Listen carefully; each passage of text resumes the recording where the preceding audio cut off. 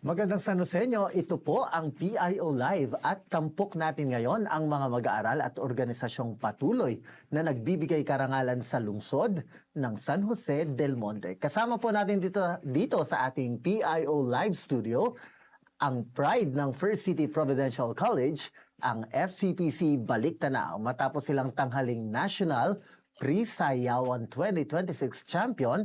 Bahagi po yan ng National Pre-Saya Games 2026 na ginanap dyan sa Bacolod City, Negros Occidental. Welcome to PIO Live. Bumati muna po kayo sa ating mga kababayan.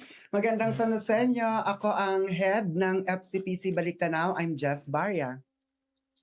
At ako naman ang isa sa mga choreographers nila and MAPI teacher din po sa First City Providential College. Ako naman po si Jenny T. Domanguera, ang president ng FCPC Balik-Tanaw. So muli, congratulations muna Thank and you, welcome Sir. to our PIO studio. Jess, unahin na natin. Bakit muna FCPC Balik-Tanaw ang pangalan ng grupo? Well, FCPC Balik-Tanaw, of course, we always need to incorporate the name of the school. And then Balik-Tanaw means to look back to the rich cultural heritage of the Philippines. Powerhouse genre po kasi ng FCPC Balik-Tanaw is ang folk dance or ang cultural because right at this very moment, we are still an official affiliate group of Ramon Obusang Folkloric Group of the Cultural Center of the Philippines. Oh. We were founded by our founding president, Dr. Estrella O. Simon, in 2006. Wow, si Kaya Ma'am 20 Star. years na kami, Sir Ma'am Bray. Star Yes. mismo ang nakabumuo Yes. ng grupo. Kasi si Ma'am Star din mismo herself is also a folk dancer. Okay. Kaya pala buhay na buhay ang folk dance Exactly. dyan sa FCPC. But let's talk about the competition itself. Tell us more about the National Pre-Saya Games. Well, ang Pre-Saya Games, ito ay asosasyon ng mga private higher education institution in the entire Philippines. And during the competition, we were 11 groups sa nationals. But before we reached national, pinagko-compete muna kami regional. Kaya when we won the competition in regional cluster in Zambales, kami ang nag-champion, kami na yung pinadala for national. And second time na to actually, Sir Brian, because way back in 2024, ganun din ang nangyari sa amin. Then we won in national as well in Legazpi City, Albay. So in short po pala, nakipagpuksaan muna kayo dito sa region natin. Totoo. And you definitely slayed kasi Yes. talagang kayo ang umangat. Oo, di ba? kasi iba ang talento, Sir Brian, ng San Joseño. Hindi may Yeah. pagkakaila. Kahit saan, Yeah. worldwide, we are known to be a very talented San Joseños. And we are very proud kasi you represented not just your community, not just First City Providential College, but this time pala buong Central Luzon ang nirepresent nyo. Correct po. Sir Dijen, kayo po, sa tingin nyo, ano po ba ang naging edge ninyo? Bakit kayo ang naglampaso sa iba't ibang mga groups?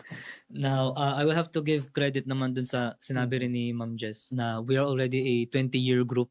Oh. So we have a lot of experiences and we also have a lot of choreographers din sa kanilang mga fields na nakaspecialize lalo na sa ganitong competition. And another one is yung format na nagawa namin through all those times from the forms of training na meron kami. May mga tinatawag kami ng mga daily tasks. May tinatawag kami foundational training. We are always looking back at our training process. And I think because of that, nagawa naming ma-maintain yung quality ng mga performances po na. Pero gaano po kayo ka-strict, sir? Medyo napansin ko, very strict ba si sir sa paraan ng pagsasalita na? Aaminin ko po pagdating sa pag training po talaga ang nasa isip po kasi namin, hindi kami nakikipag-compete talaga sa kanila. Ang kino-compete talaga namin is yung sarili namin. Kumbaga, instead na parang nakafocus na talunin namin, ang nasa isip namin, how can we be better than we are before or yesterday? And that's a positive pressure, no, sir? Yes po. Yeah, para at least ma-improve mo yung sarili mo, ma-beat mo yung former record mo. But I didn't do it alone. Again, I am very thankful for the people around me and especially Ma'am Jess na nandyan para lagi mag-handle nung group. Yeah. And si Jenny, bilang siya ang pinaka-leader ng mga kasama mo sa grupo, tama? Okay. Kumusta naman ang paghahandang ginawa ninyo? Yun po, naging masaya naman po at the same time kasi nagkakaroon po kami ng chance na mag-banding po. Tapos na-enjoy lang po namin yung training po namin. Kasi gano'n naman po talaga 'pag nagre-ready po ng piyesa po sa competition. And speaking of training, gaano kadalas ang training? Training po namin halos araw-araw na rin po. And of course, pinagsasabay ninyo ang pag-aaral. Paano nyo minamanage yung lahat ng ito, Jenny? Sa pamamagitan lang po ng time management po. Pagbabalanse po nung pag-aaral and pagsasayaw po namin. And ilan ba kayo dun sa mga na lumaban sa Prisayawan? 11 po 11. yung But in your groups. group, I'm sure hindi lang kayo 11. Tama. Yes. May tinuturuan po ba kayo na ibang mga mas bata sa inyo to make sure na na-maintain yung caliber ng FCPC Baliktanaw? Sa ganun naman, before po may mga Baliktanaw kids kami, and Yeah. also pagdating sa auditions, we are allowing as young as grade 7 na makapasok sa group, and then slowly but surely makukuha po namin sila sa as quality performers. And yun siguro yung pinakadahilan din. Training lang din po talaga. There's no other secret kundi proper training lang din. And Miss Jess, bilang isa sa mga pinaka-seniors na dito, ano ba yung mga challenges na hinarap ninyo at na-survive ninyo? Well, to me, Sir Brian, personally, one of the biggest challenges is looking for another member. Kasi yearly, may mga gumagraduate, may mga umaalis, napaka-challenging nung part na yun. Nag-iibang priorities din. Nag-iiba din ang priorities. Tapos, iba pa yung mga gustong mangyari ng mga dancer. Kung yung gusto nila, minsan yung gusto nila mangyari, hindi naman pa pwede yung ganon. Yeah. Diba? So, Gusto ko yung na-stress ni hindi Jess pa pwede yung partner. ganon. Aha. Hindi kayo hindi pa pwede yung ganon. Of course, kasi institutionalized naka-under kami ng Student Discipline Office. Kaya one biggest challenge is yung paghanap ng bagong members. Kaya annually, yearly, may audition talaga kami.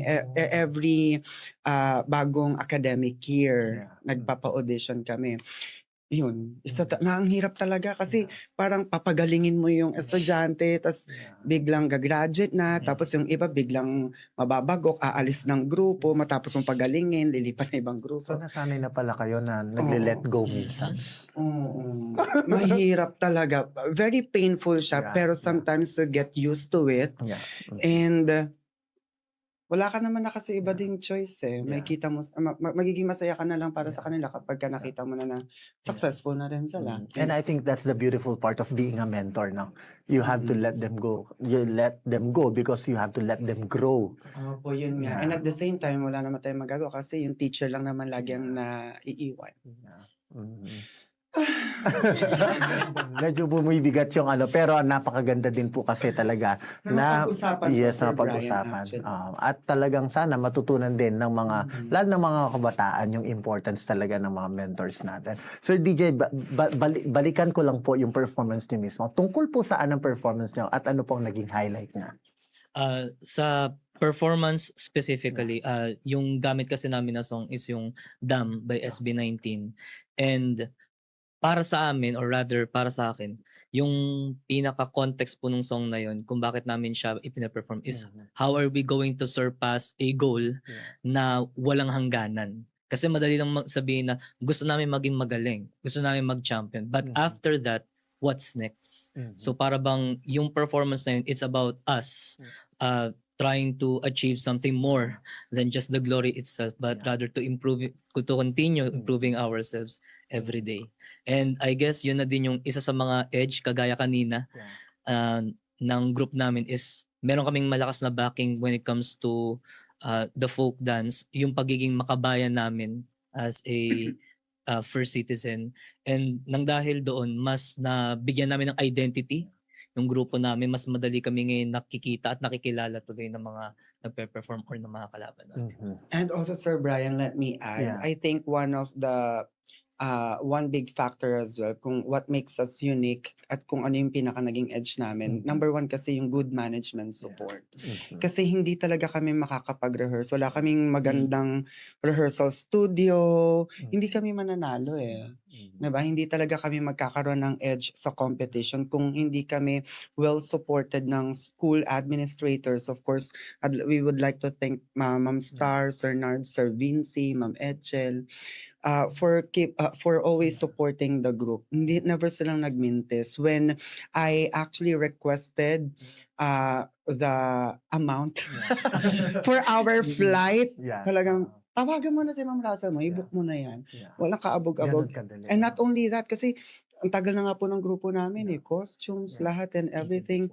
And aside from that, syempre, nagkaroon din kami ng mga magagaling na mga choreographers, mga senior choreographers namin like Dijen, Melissa, Gab, Sebastian, shout out sa inyo, sila Kurt, si Chloe, na isa yon sa mga naging contributory factor kung bakit talaga nagtatagumpay ang isang grupo Dapat mahusay mga choreographers mo, mahusay si coach. And at the same time, dahil mahusay mga choreographers mo, talagang there's no other way. Huhusay din talaga yung mga dancers. And speaking of, na-feel nyo ba yung alagang-alaga kayo ng mga mentors nyo? In all aspects ha, Jenny? Yes po. Kasi sobrang tumitingin po sila sa amin sa lahat po ng mga ginagawa po namin. Kumbaga nagkakaroon po sila ng concern po sa amin sa lahat po ng mga bagay. And can we talk about more than the steps, the choreography, the experience itself? Ano yung mga natutunan nyo on a deeper level sa mga kuya at ate ninyo? Yung ano po, pagdidisiplina po sa sarili. Number 1 po talaga yun na natutunan po namin sa kanila. And yun nga po yung respeto po sa bawat isa sa mga ibang grupo na nakakasalamuha po namin. Yun po. Ito ba yung pangunahing bentahe nyo pag nag-i-invite kayo ng ibang students to join your team? Yes. And sir, ikaw, gaano ba kahirap na idisiplina itong mga kabataang nito? Because we have to understand, itong mga batang to ay sinasabay nila ang pag-aaral nila at the same time doing what they love. Pero kayo bilang mentor na talagang gusto, masigasig, di ba, na mapanatili yung glory, gaano po kahirap sa part ninyo to, sir? The truth is, for me, sakto lang siya kasi I've been in their shoes. Bago ako mapunta sa posisyon na to, I've been in their shoes na, paano ko pagsasabayin yung pag-aaral ko? Kaya ko ba tong gawin? Kaya ba naming manalo? And at the same time is yung ma-maintain ko yung yung grades ko sa school. To me, madali lang kasi it's all about communication lang din naman talaga eh. Basta kapag nakikipag-usap sila sa amin at na-raise yung concern as early as possible, nagagawa namin ng mga remedyo yung mga bagay na yun. And when it comes to the discipline din kasi, we believe na lahat ng mga tao ay kayang matuto or kayang matutong sumayaw. It's up to them kung gaano nila i-embrace, kung paano nila mamahalin yung craft na ito, on how they would take it, kung paano sila mag-grow din. And proper guidance, no? Ikaw ba, Jess, do you think ganon malaking factor din yon na ang idea is I've been there, kaya ganito ako ngayon? Opo. Though dapat hindi imposing. Kasi marami ng priorities ngayon ng mga kabataan right after pandemic, tapos iba na talaga yung generation ngayon. One factor as well is their family. Napakalaking bagay po nung support ng family kasi in fact dun po sa 10 members na nag-compete sa Bacolod City, yung 6 po doon ngayon, they are currently under paano ba? Nagpapahinga sila ngayon. Pinagpapahinga sila ngayon ng mga parents nila. So, yun. Ang daming factors ngayon pero number 1 po talaga sa amin is disiplina. Kasi hindi lang naman sa'yo pong tinuturo naming mga coaches. Talagang self-discipline. Number 1 po attitude. And the Talaga, support behavior. system na ibinibigay nyo din sa Exactly. kanila. And speaking of, sino-sino yung mga support system ninyo na gusto nyong pasalamatan kaya narating nyo itong tugatog ng tagumpay na ito? Kanina Miss nasabi ko na first sa aming founding president, soon to be a university president. Mag-university na Sir Brian ng Yes, FCPC. congratulations. And I-line up na po natin dito yan para at Yun least na nga. mapag-usapan natin. Sa mag-schedule na tayo. Yeah. First City University Yeah. naman ako, malapit na magandang San Joseños, and very affordable po ang tuition fee po natin. Isa lang naman po yan sa mga ina-advocate ng aming administrators is to give the best quality education to every youth here in the city of San Jose del Monte. To Dr. Star, Sir Nards, Sir Vinci, Doc Etchel, maraming salamat sa walang sawang pagsuporta. To FCPC Educational Community, maraming salamat sa mga empleyado po ng school teaching and non-teaching staffs. Sa program head, college deans, sa basic education faculty, maraming salamat kasi kung hindi rin mahusay yung pag-iintindi ng mga teachers in excusing these members of the group, promise, napakalaking factor na disoriented si dancer during rehearsal kasi iniisip yung sinabi ni teacher na kailangan, puro ka na lang sayaw, ganito, ganyan. Pero hindi po, wala pong ganun nangyari. Aside from that, of course, the parents of all our members, maraming salamat po. To our choreographers, Sebastian Mangrobang, Melissa Lynn Altarejos, Gabriel Abesado, Chloe Rovedillo, Kurt Marshall, Dijen, of course. Nag-choreo ba si Pablos doon? Yung sa live. Si Paul, tsaka si Jeran Michael Galicio, yung mga senior members po. Sa lahat po ng mga sumusuport at nagmamahal po sa FCPC Baliktanaw, maraming salamat po. And I'd like also to give a quick shout out, Sir Brian, to the 11 groups who competed. You know what? Grabe yung pagmamahal talaga na ipinaramdam po nila sa FCPC Baliktanaw. Sometimes it's hard to clap for the victory of other groups, right?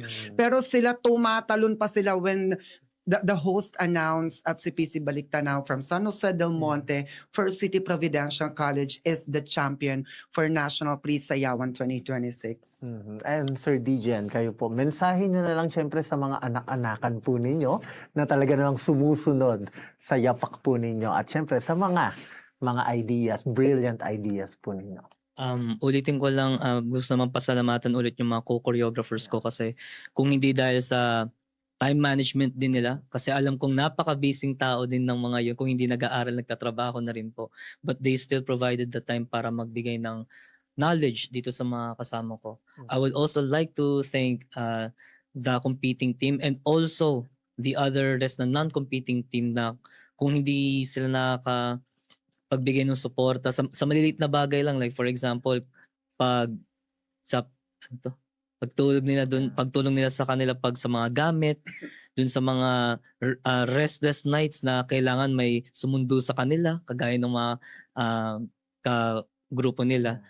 Ibang-iba yung suporta kapag kakilala mo o genuine yung pinaka nabibigay na tulong ng mga kasama ko. And finally, si Jenny naman, mensahe mo sa mga nakasama mo dito sa competition ito and all throughout your journey dito sa Baliktanaw. Yun po, nagpapasalamat po ako sa mga choreographers po na tumulong sa amin and dahil na po kay Madam po na tumutulong din po sa amin and iningatan po talaga kami sa lahat po ng mga ginagawa po namin, lalo na po dun sa piyesa na kailangan po talaga maging safe lang po lahat ng mga daily tasks po namin.